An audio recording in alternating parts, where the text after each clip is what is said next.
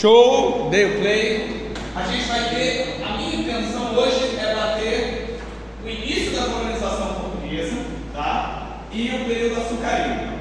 Show, seria isso. A gente iria até o conceito de União Ibérica. Beleza, Portugal descobriu o Brasil. Papá descobriu o Brasil, não vou entrar em grandes debates historiográficos sobre termos, que a gente tem uma série de reflexões sobre que termo que a gente usa. Invasão, achamento, posse, descobrimento. Descobrimento é um termo muito errado. Só que é um termo já tão solidificado na nossa psique, né? A gente está tão acostumado a falar de descobrimento do Brasil, que a gente acaba passando. Mas aqui todo mundo sabe que é um processo de invasão e de posse, concorda? Portugal invadiu um território que era habitado por outros seres humanos, inferiorizou, ele acreditava que aquela sociedade era inferior a ele. E a partir disso, estabeleceu um processo de dominação. Contudo, os primeiros 30 anos da colonização do Brasil vai ter características diferentes.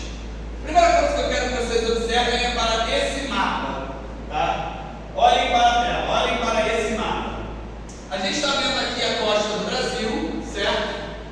Se vocês puderem prestar atenção, vocês vão perceber que nesse mapa existem algumas pessoas por aqui fazendo um determinado procedimento. Vocês conseguem ver?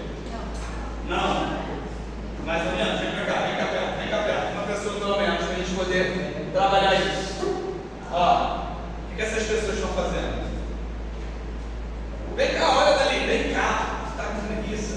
Olha no computador, olha no computador, se quiser. Para ver com uma qualidade maior. O que essas pessoas estão fazendo? Cortando madeira no Brasil. Cortando madeira no Brasil. O que é isso? O que é cortar madeira no Brasil?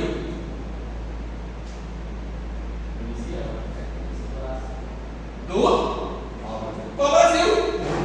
Ah, meu Deus, que surpreendente. Contudo, porém, entretanto, todavia, um pouco mais ao sul, existe uma representação muito curiosa. Você está vendo esse índio? Deixa eu botar essa lupa aqui para você poder ver melhor. Qual é a posição que esse índio está? Esse índio está no chão, de joelho, como se estivesse cavando. O que Portugal podia esperar encontrar que fosse cavado? Minérios. Ou seja, desde o primeiro momento, o interesse português na América era: tem ouro? Quero ver se tem ouro. Pode voltar agora. Aí, quando ele percebe que não tem ouro, ele toma outras atitudes. A primeira coisa que ele vai fazer, então, é as primeiras expedições de reconhecimento e de demarcação territorial. Isso eu acho uma das coisas mais impressionantes. Vou voltar lá naquele mapa. É um pouco diferente, mas é o formato da costa brasileira, não é? Sabe o que eu acho bizarro desses mapas antigos? Sabe o que eu acho extremamente impressionante nesses mapas antigos? É que ele tem uma precisão absurda. E nessa época, a gente não tinha satélite, tinha? Não. Como é que você fazia esses mapas? Isso eu acho muito bizarro. Ia o navio, e aí tinha um cara no navio que desenhava, aí eu ia fazendo uns rascunhos. Esses rascunhos eram uns caderninhos que eram chamados de portulanos, e aí depois ele chegava e passava limpo. Cara, eu acho muito preciso para uma parada feita a navio. Se eu te mando fazer um mapa daqui para tua casa, tu não consegue. O maluco fazia o contorno do país. Não é muito impressionante? Repara também, levanta você agora. Repara também que nos mapas tem umas coisas desenhadas, tem umas coisas meio bizarras, tipo índio e tal. Vem cá, Pedrão. Olha para esse mapa nosso aqui. E olha para isso aqui. O que tem aqui? Lá no cantinho. O que é isso, Pedrão?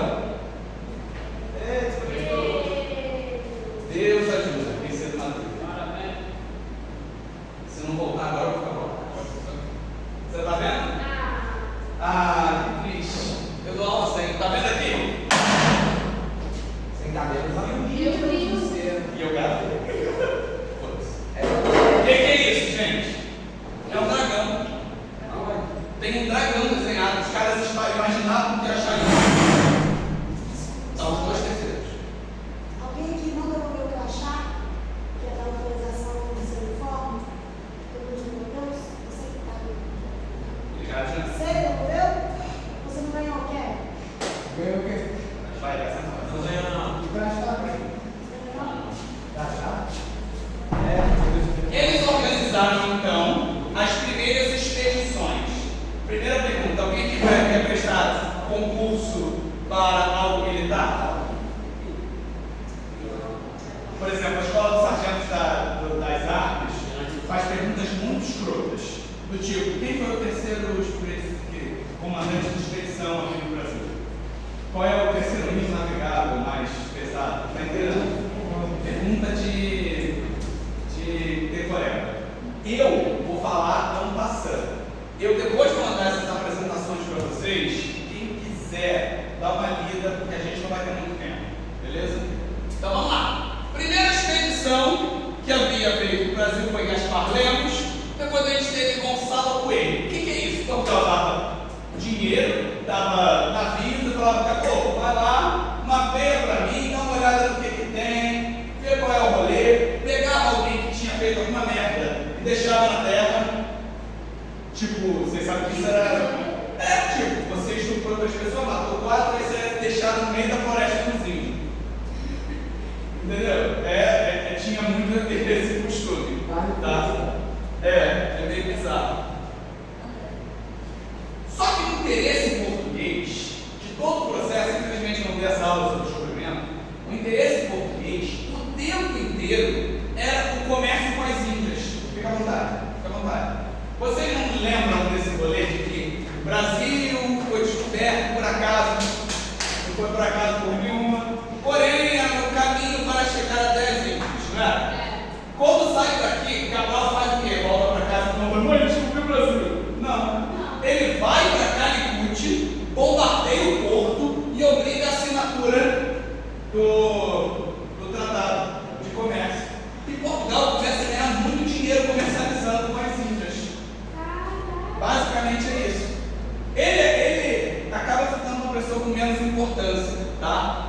Porém, durante esse então, a gente vai ter o primeiro ciclo econômico brasileiro, que são esses primeiros 30 anos. Qual é a característica dessa colonização dos primeiros 30 anos? Portugal não está muito interessado no Brasil. Portugal está interessado em comercializar com as Índias. Portugal mandou uma galera vir para cá. Essa galera não encontrou ouro. Essa galera encontrou pau-brasil. Pra caramba. Muito pau-brasil. E aí, o que Portugal faz? Olha, vou dar concessões para exploração de pau-brasil para algumas pessoas durante esses primeiros 30 anos. Quando eu falo a palavra colonização, ela parte de uma ideia de que está havendo um esforço de uma determinada nação para dominar e povoar outra. Os primeiros 30 anos não tem isso. Os primeiros 30 anos não tem colonização, tem ocupação territorial. Em outras palavras, Portugal está cagando e andando para o Brasil, porque ele está ganhando dinheiro lá nas Índias. Então ele fala assim: você quer comercializar? Você tem a minha confiança, cara, gente boa, quer comercializar para o Brasil? Me dá aqui o dinheiro, me dá parte do dinheiro e eu deixo. E por que o pau-brasil é importante?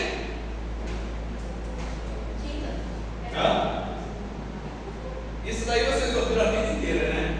O pau-brasil é muito importante por causa do vermelho, que era extraído dele. Por que o vermelho é importante? Mas por quê? Vermelho é uma cor de altos cargos da igreja. Pensa nos cardeais. Quem viu lá que aqueles filmes que vem os cardeais? Viu, sei lá, o Anjos dos Demônios lá, que tem votação no Papa e passa os cardeais assim com aquela roupa vermelha. Logo, vermelho é uma cor da elite. Então, o tingimento vermelho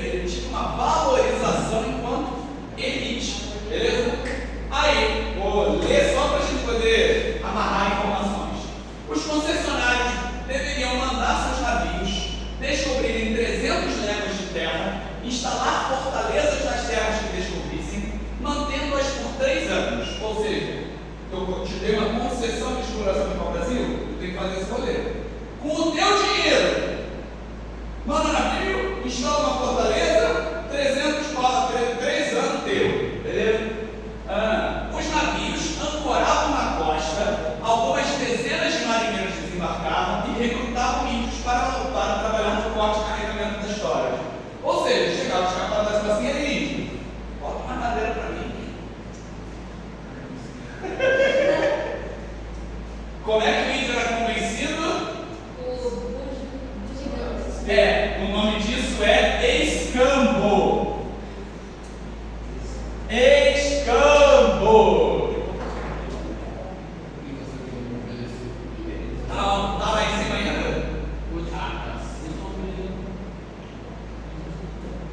Vê se vai entrar.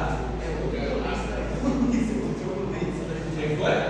Ele está falando sobre definições que fizeram para. Capitanias? Mapa à frente. Hoje ainda. Como você. Eu vou desistir agora. Internet é uma cadeira. O quê? Você quer passar o slide? Não, eu vou explicar a matéria. Eu vou mandar o slide para vocês. Gratuito.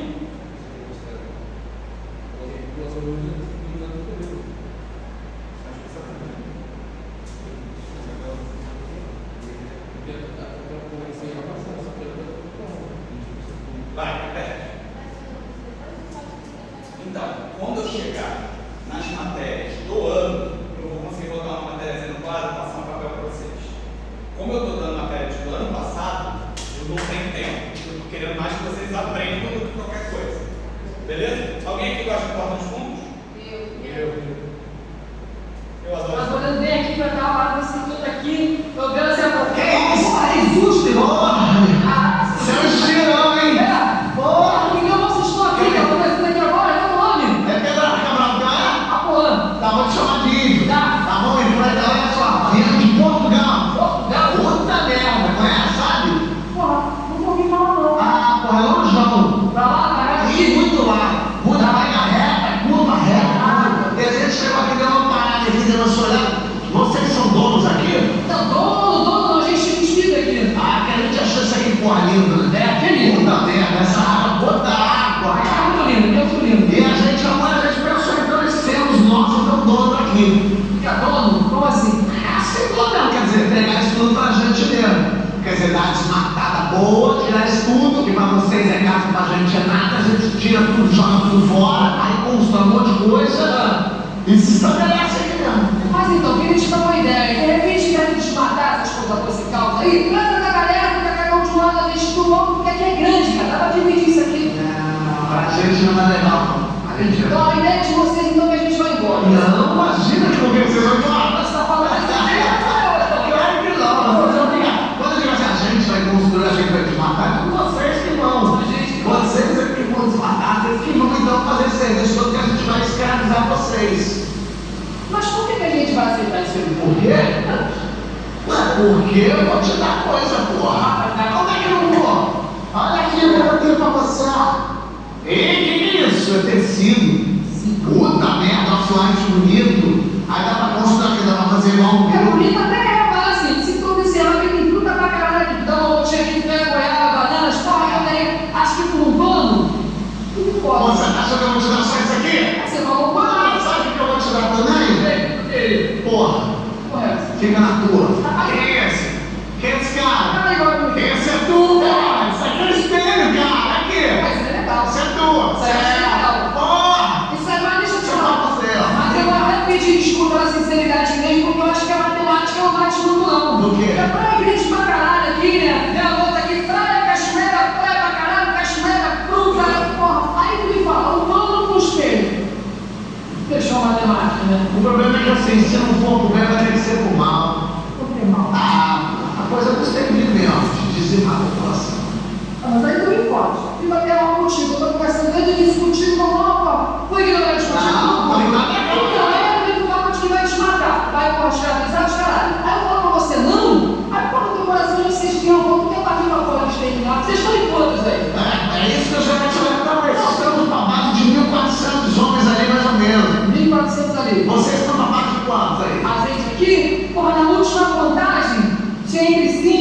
25 milhões. Aqui atrás só, de repente, até em cima da árvore, de repente, mirando nas portas, as festas do rosto aí. Vamos fazer o seguinte, gostei de você. Gostou de mim? Muda pra cá. Gostei de ti. Aí sim. Além de vermelho, além de pano, vou te dar de chapéu. Esse chapéu é teu. É, fechou, porra! Porra! Pode ver. Esse chapéu é mais! Então, a impressão é que o índio era tudo burro, né? Ah, troca trabalho por espelho. Não é bem assim, tá? Eu recomendo, não vai dar tempo, eu recomendo que vocês vejam, busquem na Netflix, é bom pra caralho. Uma série de documentários chamada Guerras contra o Dodge. Tem vários episódios, cada episódio sobre uma guerra do Brasil, acho que é Guerras do Brasil contra o Dodge. Tem um episódio que é sobre guerras indígenas, e aí, o Ayrton Krenak falando, ele é um nativo brasileiro, né? Ele fala algumas coisas que dão pra gente um alargamento nessa percepção.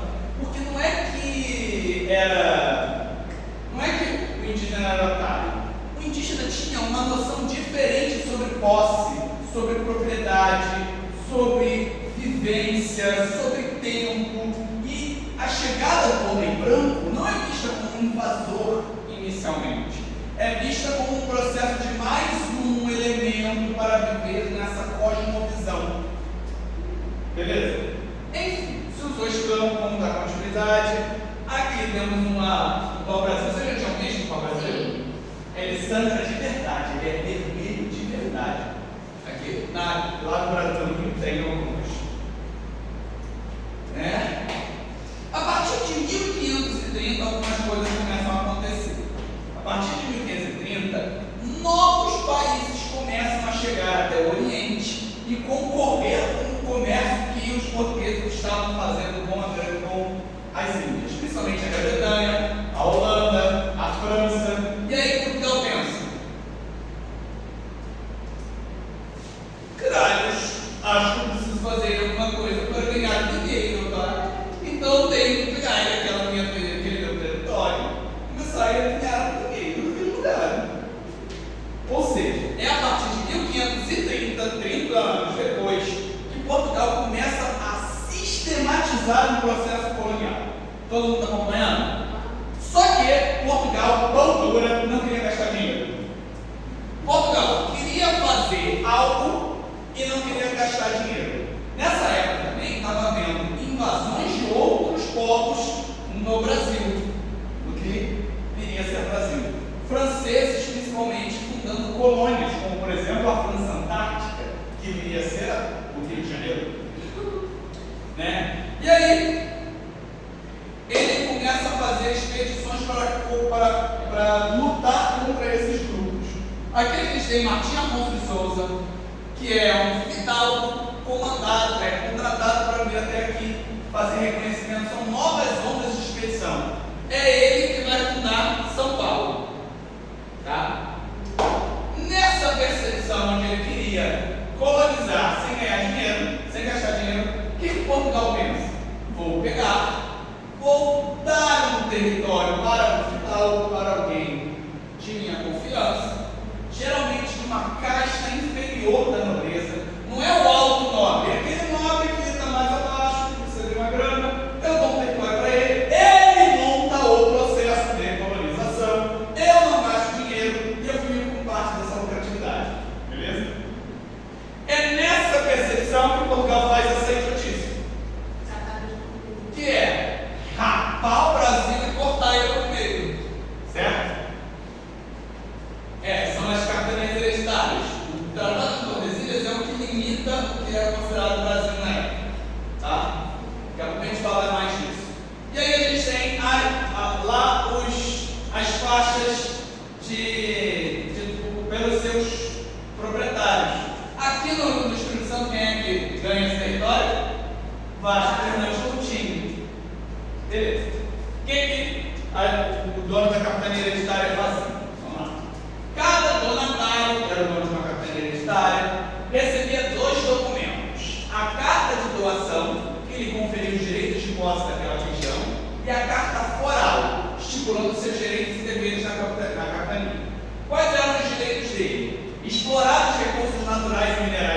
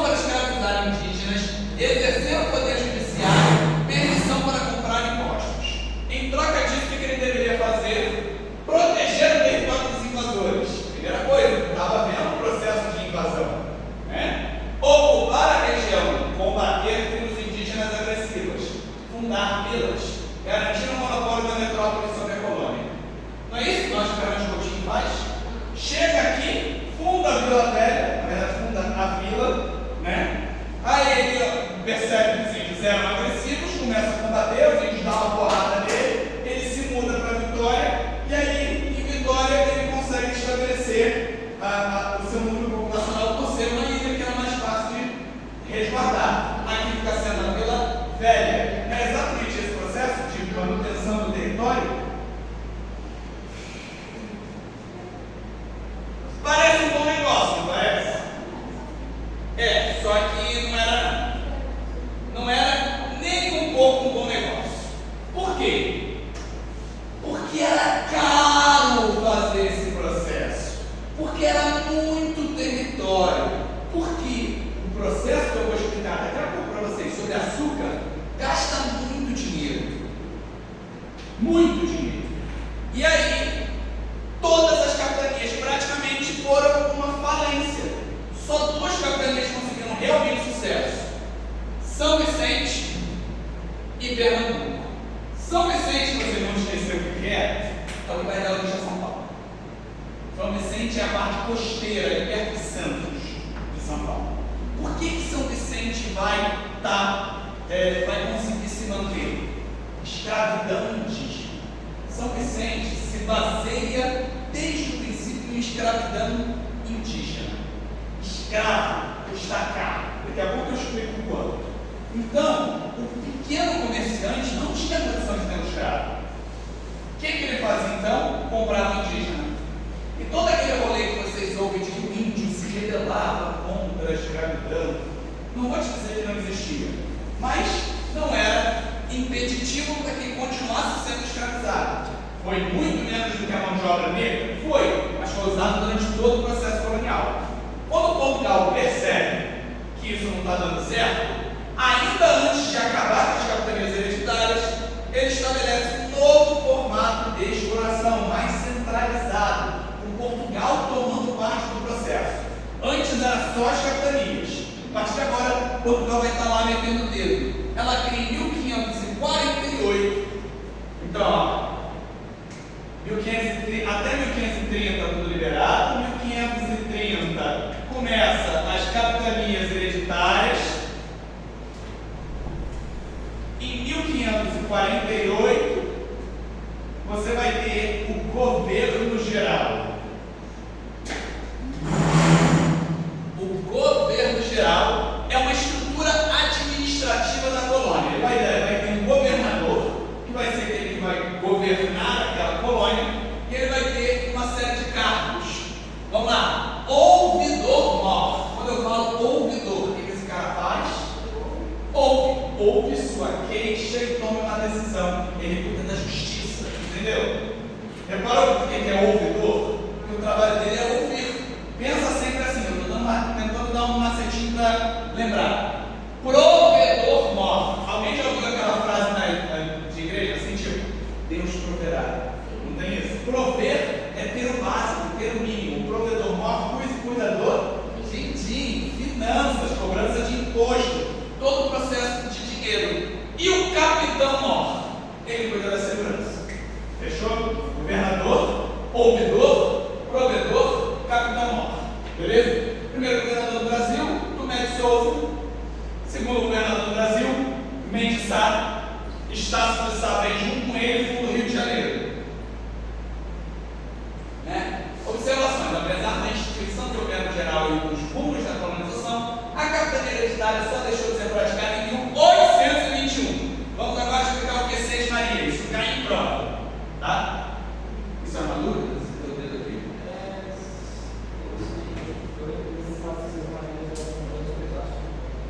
É isso.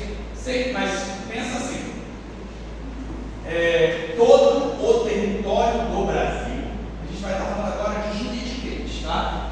Todo o território do Brasil era do rei.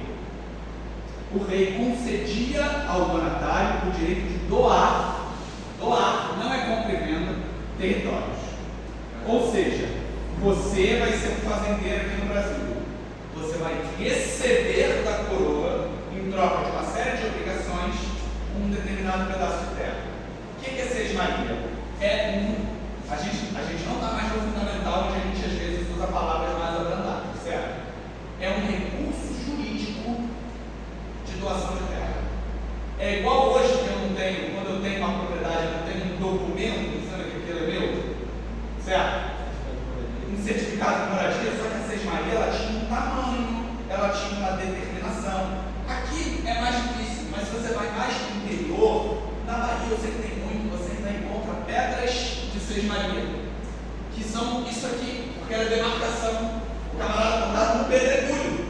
determinava, aqui acaba a Sesmaria de Pedro, Álvares de Gandavo, e aqui começa a Sesmaria de fulano e tal. E boa parte do Brasil era território inexplorado. As faixas de ocupação vão se limitar à camada litorânea. É litoral que vai ser basicamente ocupado. Então, a Sesmaria foi o sistema português que determinava as normas para a doação de terras na colônia. Então é regra do jogo, regra jurídica. Tá? Portugal se considerava dona de todos os territórios coloniais, portanto, divisão da posse dessas terras precisava de um aparato legislativo. A ideia era estimular a produção agrícola do Brasil por seu título. Por isso, se o titular da propriedade não iniciasse a produção dentro de um determinado prazo, seu direito poderia ser cassado. Te dei, tu cagou. Te dei um presente para ingrato. Cagou por presente. Não fez, eu tomo de você e dou para ele. Entenderam? Pensa aqui comigo. A Sesmaria foi usada de 1532 até 1822. 822. Que a gente já está no Império. A gente já tem todo esse período. Pensa comigo, uma abolição da escravatura é que ano? 1888. Ou seja, já é uma preparação para isso aqui poder acontecer, mas isso eu explico mais para frente. Parte do processo de colonização também foi financiado por um grupo de religiosos, ordens religiosas ligadas ao catolicismo, chamados jesuítas. Tá? Os jesuítas fizeram parte ativa do processo colonial brasileiro, aqui no Espírito Santo também. Tá? Eles eram um braço bélico, ou seja, eles tinham dinheiro, eles tinham armas, eles eram conversores da fé religiosa, mas também com uma agressividade. Beleza? Eles não faziam parte de todo o processo de toda a primeira parte desse processo de colonização. Companhia de Jesus é uma ordem religiosa reconhecida pela Igreja que tem por objetivo o trabalho missionário. Os jesuítas participaram ativamente da colonização a partir de 1549, junto com Tomé de Souza, investindo na catequese de indígenas. Alguns de seus membros se tornaram importantes agentes da história nacional, como Manuel de Nóbrega, José de Anchieta e Antônio Vieira. Anteontem, quarta-feira de cinzas, eu fiz a visita guiada no Palácio Anchieta. E foi lá que ele foi enterrado. É que depois os ossos são tirados e dissipados por todo o Brasil. Tá? Os jesuítas, eles se interavam muito sobre a questão dos indígenas. Na verdade, houve muito debate dentro dos religiosos sobre o que é um índio. Porque o índio é um ser humano, né? Alguém que é bem bíblico, alguém que saca bastante de Bíblia. O que acontece? Adão e Eva andavam pelados, né? Porque eles não tinham vergonha, não é assim? Comeu a maçã, se decretou vergonha e eles são expulsos do paraíso. Pensa que esse português é hipercatólico. Ele chega aqui e traz índio pelado. O que ele entende? Não tem vergonha. Então, por muito tempo se debateu se o indígena seria uma criatura pré-adâmica, uma criatura sem pecado, porque ele não tem vergonha. Olha que debate que existia na época. Então, quando os jesuítas entendiam que o indígena não deveria ser escravizado, e sim convertido à religião. Então, eles montavam missões religiosas, que eram aldeamentos, só que com a cara mais branca, e ensinavam a esses indígenas a religiosidade e ofícios. Fala. Sim. O tempo inteiro. Porém, todavia, nesse processo, por exemplo, os padres queriam ensinar a religião para os indígenas. Então eles precisavam aprender a língua. Então eles sistematizavam o conhecimento da língua. Muito do que a gente sabe de Tupi vem desse processo. Está entendendo? Muito que a gente sabe que a linda da Vitória Régia, Tupã, aquele rolê todo, vem deles, que aprendiam com eles para poder fazer o processo de colonização. Entendeu? Destruíram a cultura indígena. Destruíram. Mas, aí, pronto, cliquei. Vamos pro próximo. Saiu da tela? Não.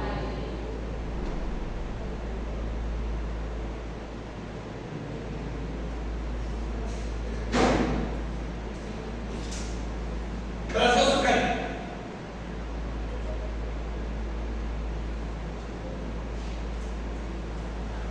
Olhem para que está ali na tela? Cana. Todo mundo aqui já tomou um caldinho de cana gelada? Bonzão, né? Eu adoro também.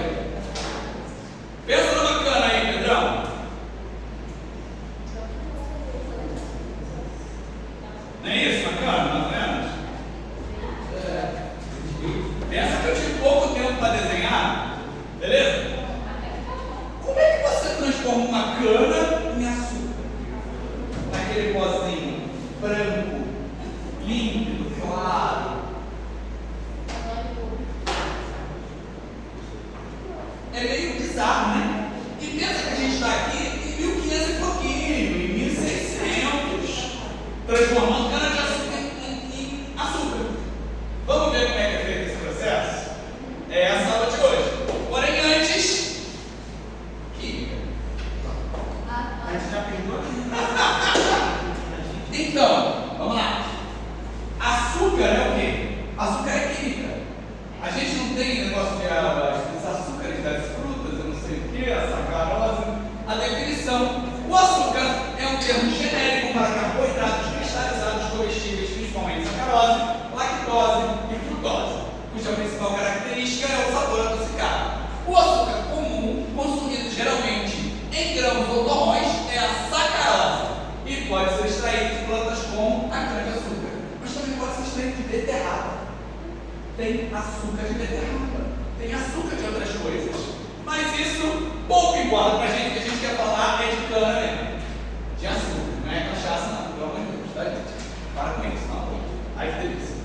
Cana-de-açúcar é um grupo de espécies de plantas que possuem caules robustos e fibrosos e articulados, que são ricos em sacarose. Alguém aqui já moeu uma cana? Já chapou uma cana? Ela é fibrosinha, né? Hoje a gente vai aprender a fazer açúcar. A cana cresce predominantemente nas regiões tropicais e subtropicais e dela também podem ser extraídos outros produtos como melaço, como cachaça, entre outros produtos.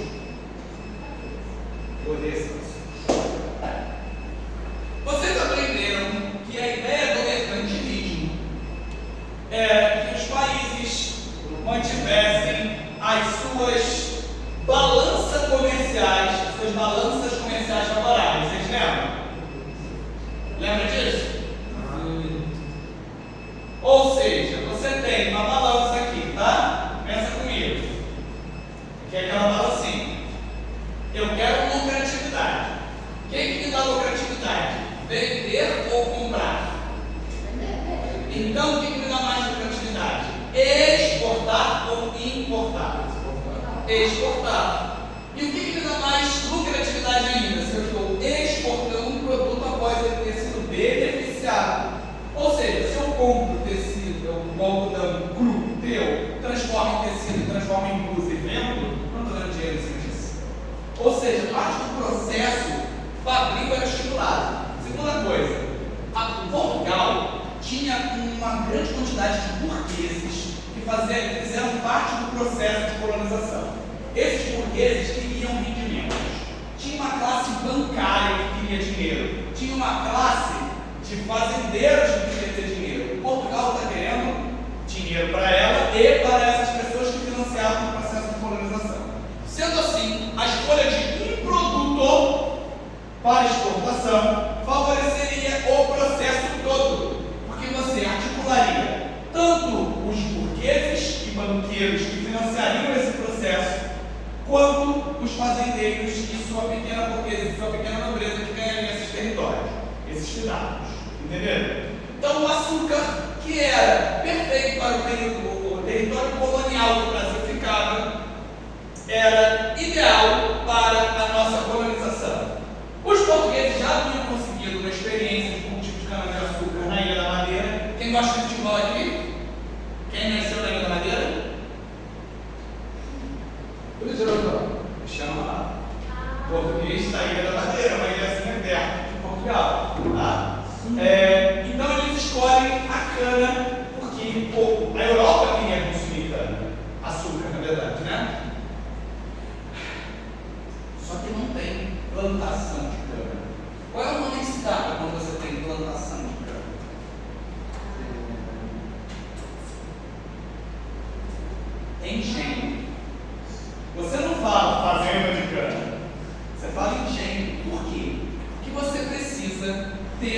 uma estrutura fabril, ou seja, uma fábrica, para transformar uma coisa em outra. Então vamos falar das partes que tem no engenho. A primeira parte que tem no engenho é quem? Casa Grande.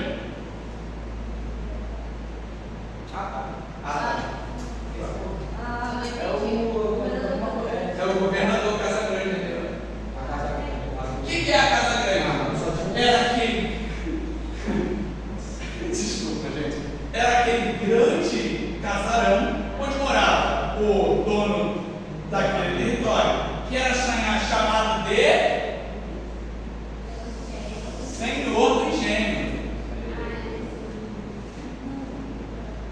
Beleza? Ó, Casa Grande, onde morava o Senhor do Engenho e sua família e empregados próximos. Era o centro administrativo do engenho. Se você for em várias fazendas, você vai encontrar isso aqui ainda. Você vai encontrar a Casa Grande. E qual é a outra parte principal que tem no engenho? Onde outra galera dorme? Senzalas. Senzalas é onde ficavam os pretos que trabalhavam de forma escravizada. A gente vai aprofundar isso daqui a pouco. Um lugar precário, um lugar mal iluminado, um lugar sem nenhum tipo de conforto. Beleza? Basicamente, isso. E você tinha aqui, volta pra cá, um engenho, que era uma fabriqueta, que era um local que vai acontecer tudo isso que eu vou falar para vocês agora. Eu vou dar uma receita, eu vou ensinar vocês a fazer. Engenho, fabriqueta. Goleiro. Primeira coisa que você precisava fazer era limpar o terreno. É o que mostra no vídeo lá do Porta dos Fundos. Aqui você tinha uma coisa muito boa da Portugal, que era a floresta. Então você queima aquele território, tira a floresta de lá, para você ter campo livre para poder plantar cana. Então a primeira coisa que você vai fazer é plantar muita cana. Como é que se corta a cana? Como é que se colhe cana? Você corta ela lá embaixo, e deixa ela crescer de novo. Então, parte do engenho vai ser uma fazenda de cana. Porque como é que eu preciso queimar a floresta para tirar a floresta da frente e ter território para plantar? Eles queimavam as florestas. A zona subtropical foi quase toda queimada, por isso que a gente tem pequenas ilhas. É a floresta da Tijuca no Rio, é uma região aqui, outra região por lá. Toda essa área litorânea, a Mata Atlântica, foi quase toda queimada. Você sobrou pequenas ilhas. Aí você colheu, botou no carro de boi, você não, né? Escravo. Aí você faz a parte que até aqui vocês sabem.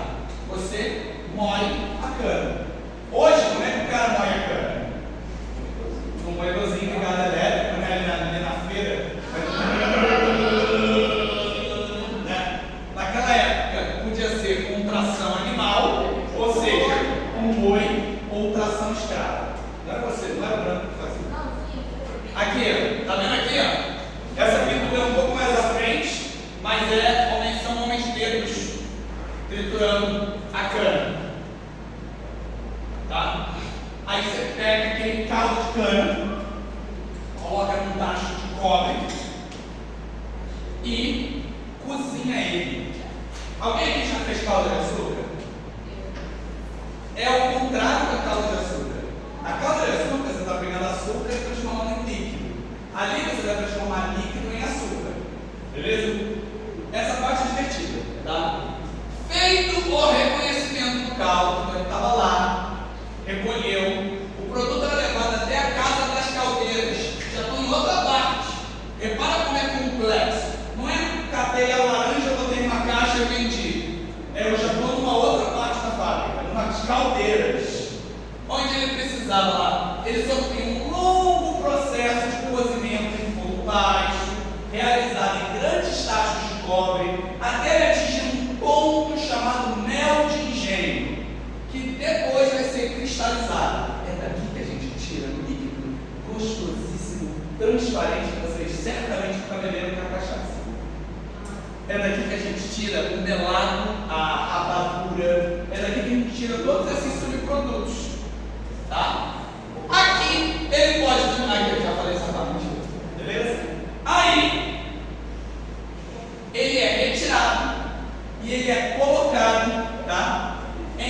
forma, que era a purga. Vocês estão vendo essa forminha? Aqui? Vocês estão vendo essa forma? Esse bagulho preto. Ele era colocado naquela forma. Ali, ele ficava um tempo para decantar. Aí ele descia os líquidos, ficava uma parte mais cremosa e a parte mais arenosa ficava na parte de cima. Vocês estão vendo o formato desse troço? Adivinha qual é o nome disso? Pão de açúcar. O nome dele é Pão de Açúcar. A montanha do Rio, Pão de Açúcar, tem esse nome porque parecia com esse Pão de Açúcar e não com um pão doce que você compra no mercado. Parece, é o mesmo formato. É o mesmo formato, bebê. Olha aqui. Olha o Pão de Açúcar. Viram? Olha ele. A primeira montanha não é igualzinha. Entendeu? O cone. Ele é o Pão de Açúcar.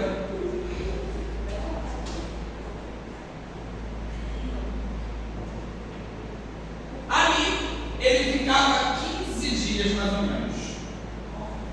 E aí você conseguia tirar esses torrões que eram um tipo de açúcar mais escuro, bem parecido com o que a gente chama hoje de açúcar mascavo. E aí, já é açúcar que vocês conhecem? O que está escrito no saco da União lá do Guarani? Aí que tá, é isso. Para mim é muito complicado isso. Eu não como açúcar cristal, só aqui na escola. Porque no Rio não se acha, não é assim. No Rio a gente come açúcar refinado, que é aquele branco coelho. É o que eu como no Rio. Eu aqui tem hora que eu vou no mercado e não tenho meu açúcar. Porque só tem o que vocês usam, que é cristal. Esse refinado eu já fiz, eu acho melhor. Eu prefiro. O açúcar de confeiteiro, mas aí são outros processos. O açúcar que saía do Brasil era um açúcar moreno, era um açúcar mais escuro. Esse açúcar, assim.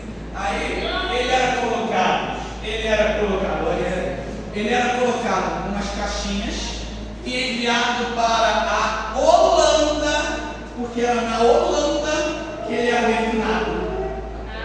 Todo mundo ouviu o que eu falei? Que ele era refinado na Holanda. Porque aqui não tinha A, tecnologia para isso. B, era interessante para Portugal, já tinha um tratado comercial com a Holanda. A Holanda tinha acabado de se tornar independente em relação à Espanha e era um país extremamente burguês, mercantilista, comercializava como qualquer coisa. Beleza? O que vocês percebem com isso? Que plantar açúcar não era fácil, concorda? Ele exigia uma mão de obra fabril. E todo esse processo utilizava mão de obra escrava.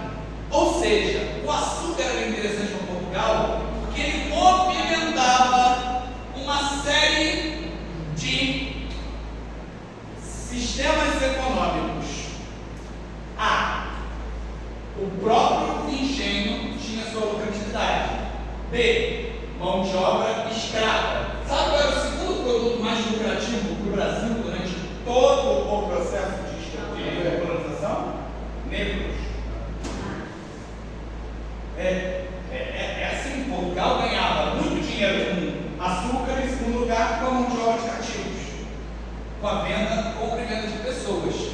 E, ao mesmo tempo, esse engenho precisava constantemente de injeção de renda. Ou seja, a galera quebrava os tachos, precisava instalar uma fazenda, precisava de recomposição. O escravo fugia, o escravo morria.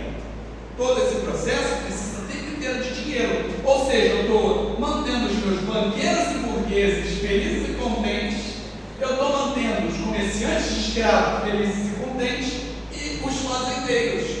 Era todo um produto de economia. Vista geral.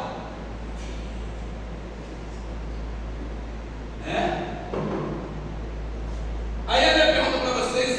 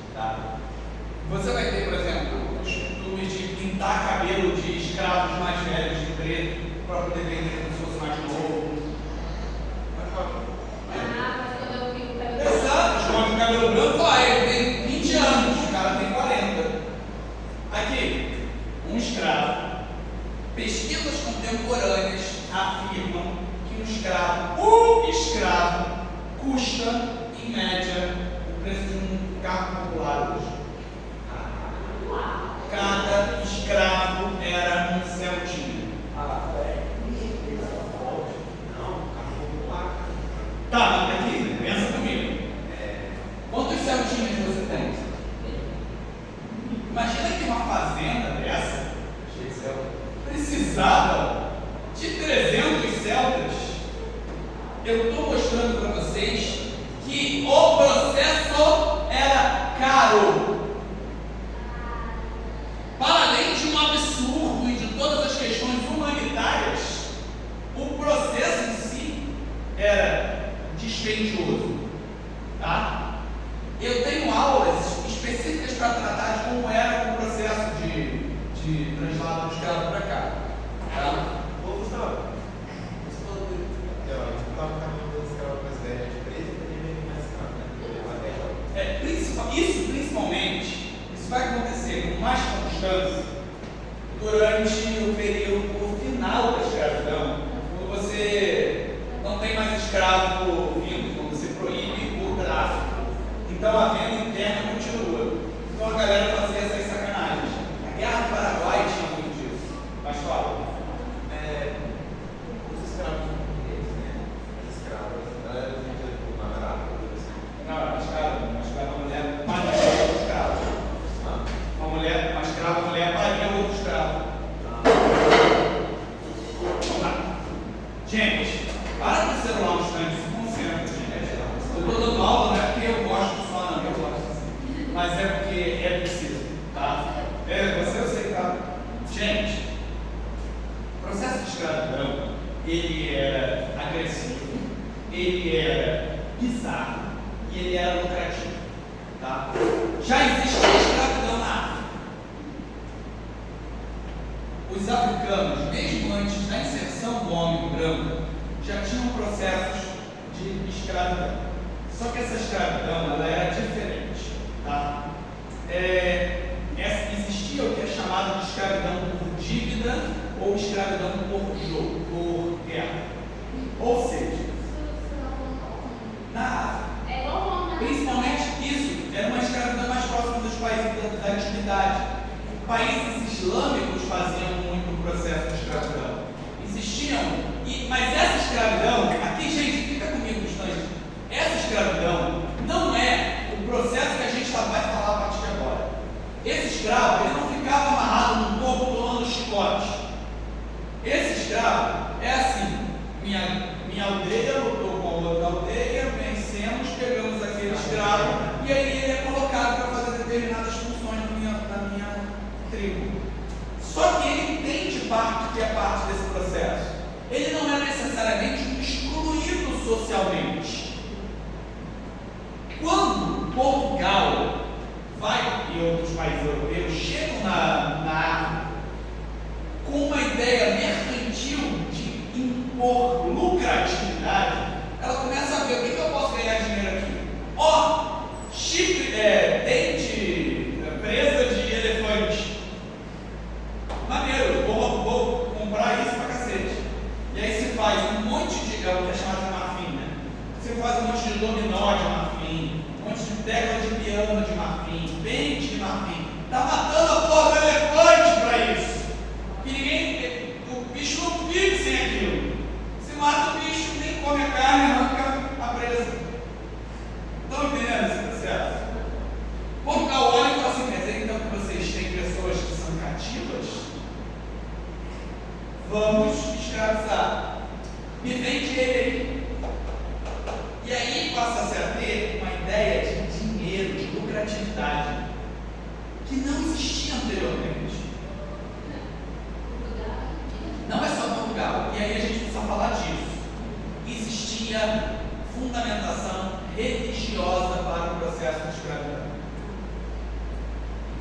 De novo, vamos voltar aqui aos conhecimentos bíblicos de vocês, que com certeza são maiores do que os meus. Tem uma parte da Bíblia que é interpretada. Você sabe que, como a Bíblia ela é escrita, principalmente no Antigo Testamento, que é uma coisa muito antiga, ele é escrito em metáforas. Você pode interpretar ele de várias maneiras, certo? Então, tem passagens do lado da parada depois de Noé. Noé tinha 3 filhos, não é? E aí, cada filho parte de um bando. Cada filho é uma raça. É o branco, o amarelo, o oriental e o negro. E aí, eles têm um rolê lá que justifica a escravidão, porque esse irmão foi amaldiçoado por Noé. Ou seja, Portugal entendia que tinha esse direito e que, em troca do uso da força desse indivíduo, ela teria, na verdade, estaria fazendo um bem a esse indivíduo, no sentido que libertaria ele do paganismo e converteria ele para a religião dele. Então, eu estou te botando para trabalhar, estou te enfiando porrada, estou matando teus filhos, mas eu estou te dando Deus.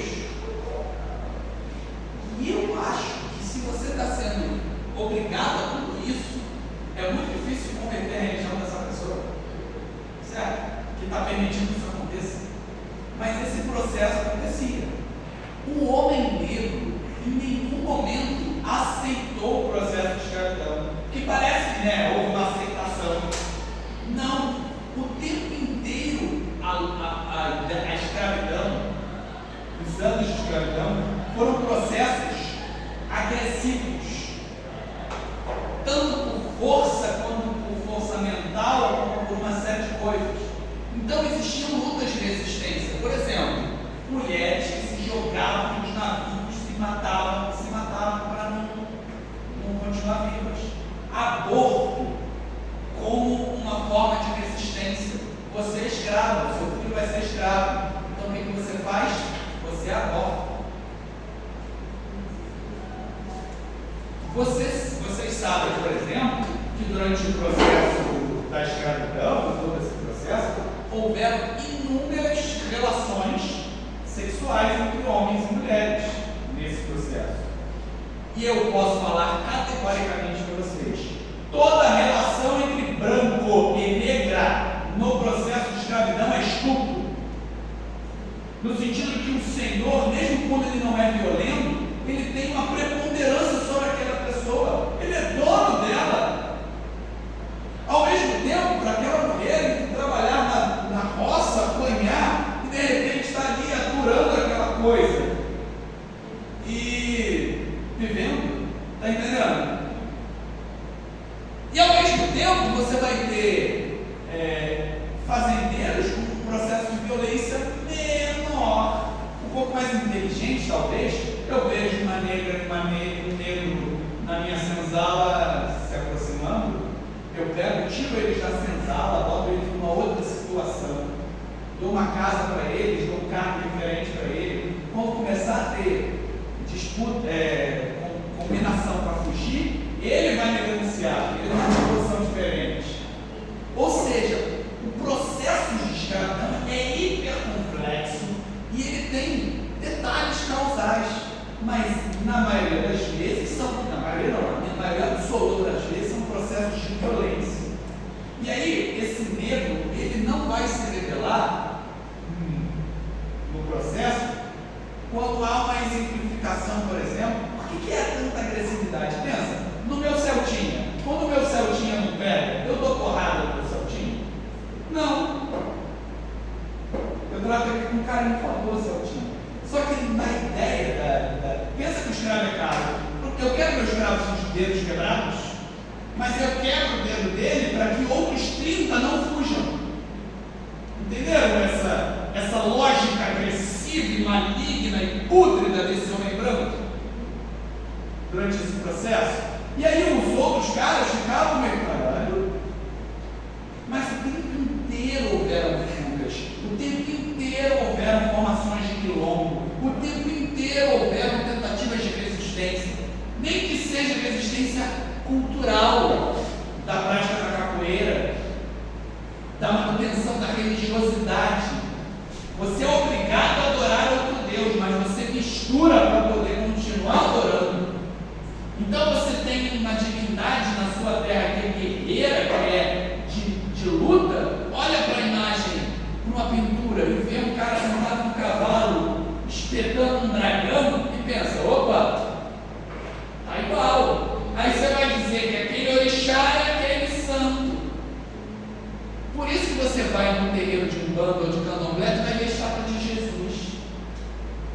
vai ver São Jorge sendo adorado pra caramba.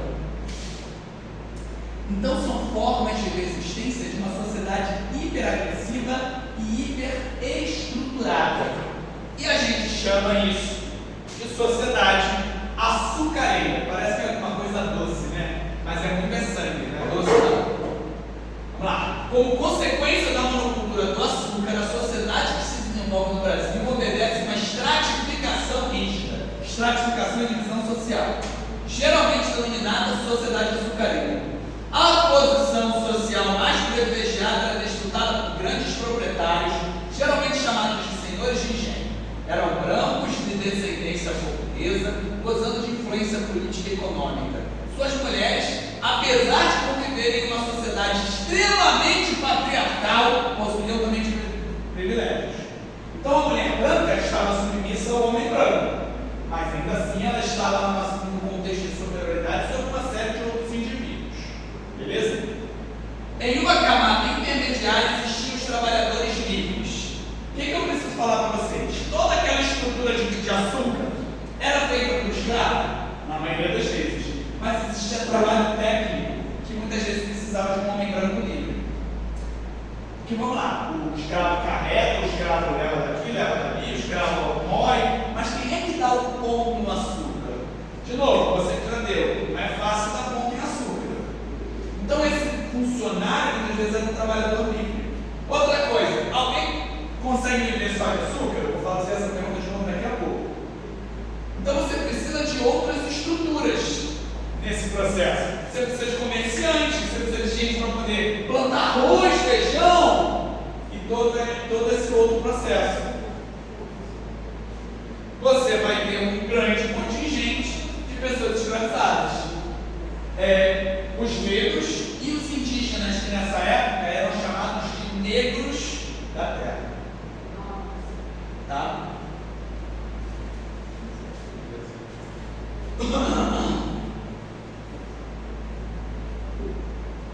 Isso aqui é um recorte de polícia.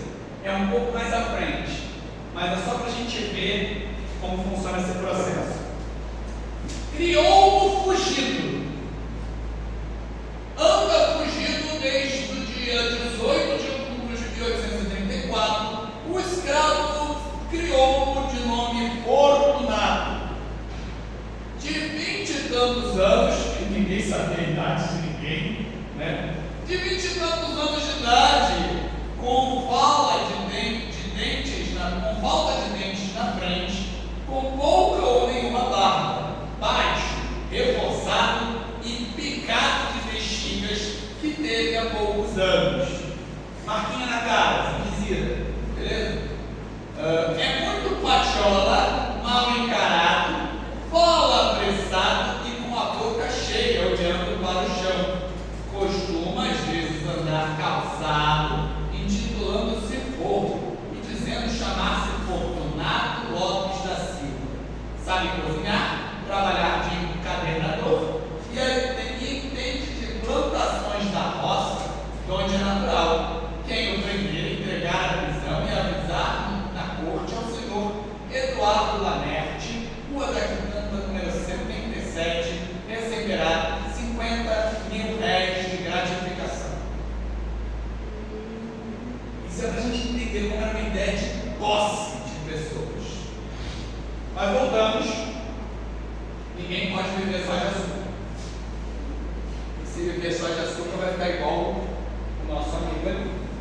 Então, a partir do engenho e da colonização açucareira, você vai ter uma série de outros mercados. O mercado interno.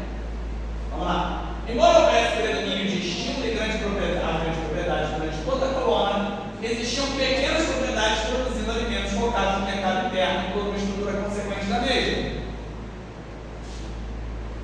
Nas vilas, existiam diversos pequenos comércios e ofícios, geralmente em torno da praça central, ocorrendo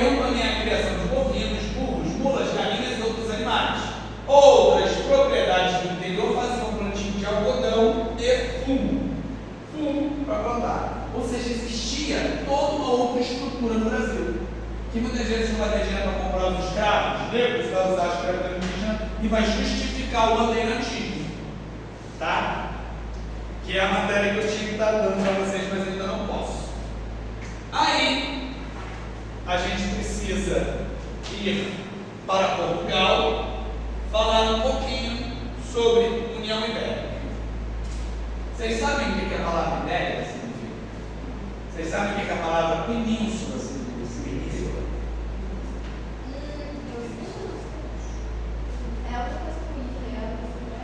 Península é um termo da geografia que fala que é quando você tem uma porção de terra que se destaca de um continente.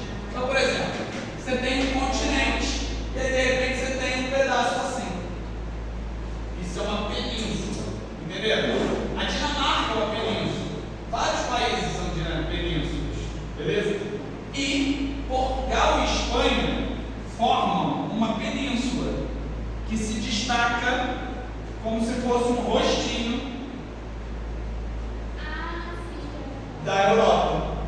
É chamado de Península Ibérica. Beleza?